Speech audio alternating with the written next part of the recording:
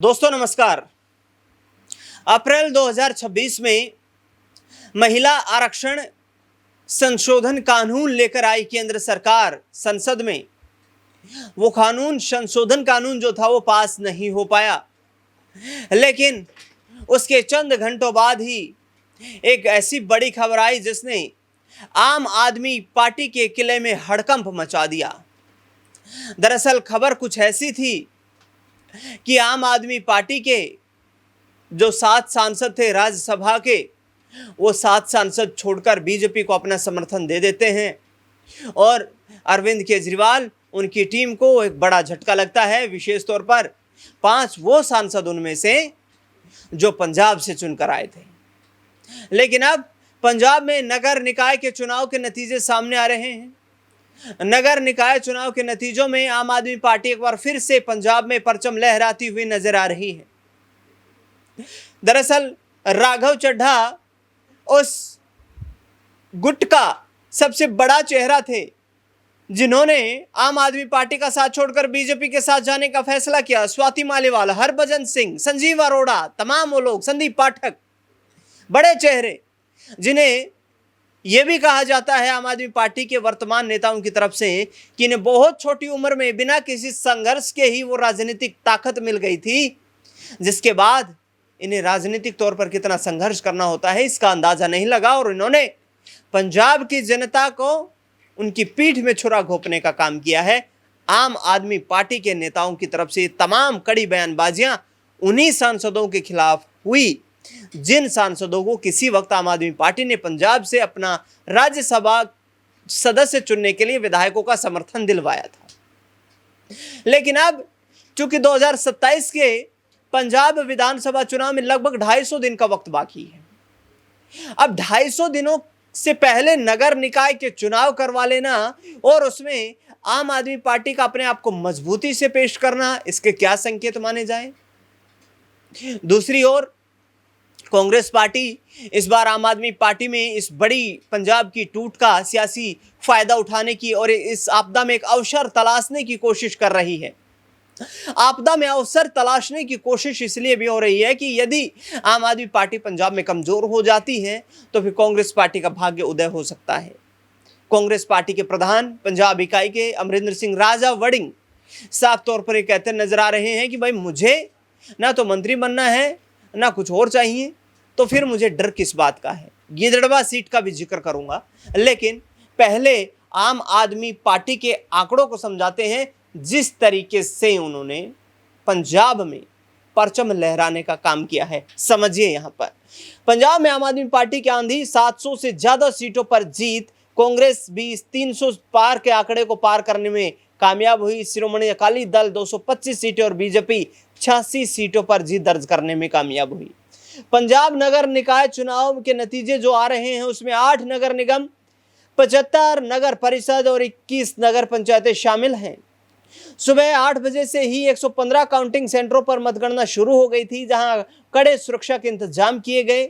इन निकाय चुनाव को सिर्फ स्थानीय सत्ता का मुकाबला नहीं बल्कि 2027 में होने वाले विधानसभा चुनाव के सेमीफाइनल के तौर पर देखा जा रहा है।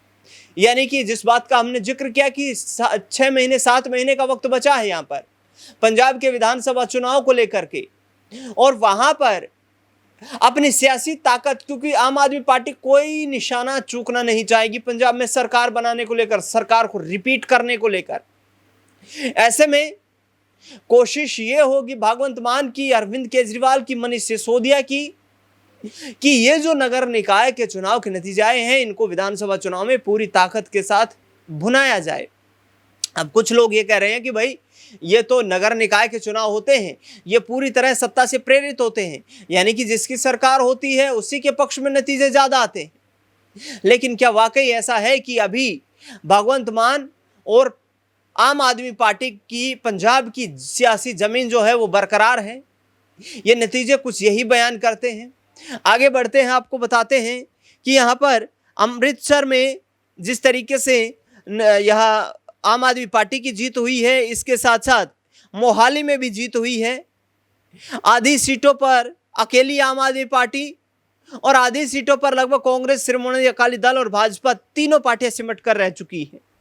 पंजाब में कुल 1977 सीटें नगर निकाय की जिस पर ये नतीजे जारी हो रहे हैं, इनमें से 1304 सीटों पर नतीजे तो स्पष्ट हो चुके हैं, जिसमें 635 सीटें आम आदमी पार्टी के खाते में, 217 सीटें कांग्रेस पार्टी के खाते में। श्रोमणी अकाली दल का अच्छा प्रदर्शन, 178 सीटें, बीजेपी के खाते में 55 सीटें और निर्दलीयों के खाते में 219 सीटें या अन्य पार्टियों के खाते में 219 सीटें नजर आ रही हैं।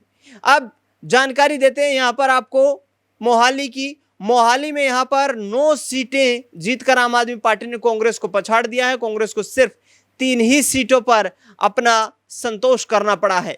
गिदड़वा काफी अहम है क्योंकि वहां पर अमरिंदर सिंह राजा वड़िंग विधायक रह चुके हैं। लुधियाना से वर्तमान में राजा वड़िंग कांग्रेस के प्रधान वो इस वक्त सांसद हैं और वहां पर प्रदर्शन देखिए, आम आदमी पार्टी का 34 सीटों पर जीत दर्ज की है, 19 सीटों पर कांग्रेस पार्टी ने जीत दर्ज की है, 7 सीटें अकाली दल के खाते में और 1 सीट बीजेपी के खाते में गई है।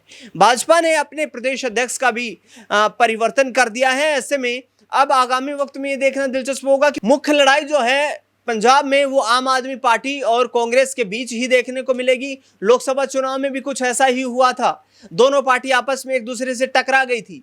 13 लोकसभा सीटों में से 7 लोकसभा सीटों पर कांग्रेस पार्टी ने जीत दर्ज कर ली थी, 5 सीटों पर आम आदमी पार्टी ने जीत दर्ज की थी, 1 सीट शिरोमणि अकाली दल के खाते में गई थी। भटिंडा की वो लोकसभा सीट जहां पर हरसिमरत कौर बादल ने किसान आंदोलन के बाद दिए गए इस्तीफे के बाद अपनी पार्टी की भटिंडा की सियासी जमीन को बचाए रखने में कामयाबी हासिल की। हालांकि अब आने वाले वक्त में श्रोमणी अकाली दल की तरफ से भी जो है तमाम कोशिशें की जा रही हैं कि उनकी पार्टी का जो सियासी जमीनी आधार है वो सिख वोट बैंक है। 58% के लगभग सिख वोट बैंक पंजाब में है। हिंदू वोट बैंक की बात करी जाए तो करीब 36% हिंदू वोट बैंक पंजाब में है। वहां पर बीजेपी की पैनी नजर टिकी हुई होगी क्योंकि बीजेपी चाहेगी कि सिख वोट बैंक में यदि सेंधमारी हो जाती है, वो वोट बैंक बढ़ जाता है, 3 धड़ों में बढ़ जाता है। कांग्रेस पार्टी भी सिख वोट को लेकर के पंजाब में कोई चांस नहीं लेना चाहेगी, आम आदमी पार्टी भी कोई चांस नहीं लेना चाहेगी, जैसा कि 2022 में उन्होंने परचम लहराया था। और श्रोमणी अकाली दल की भी कोशिश रहेगी कि वो बीजेपी से अलग लड़ते हुए सिखों में एक इस बात का मैसेज डालें कि अब उनकी विचारधारा जो है वो बीजेपी से मेल नहीं खाती है। हालांकि विपक्षी दल लगातार ये आरोप लगा रहे हैं कि बीजेपी और श्रोमणी अकाली दल का एक साझा गठबंधन है, गठबंधन से काफी पहले ये अलग हो चुके हैं।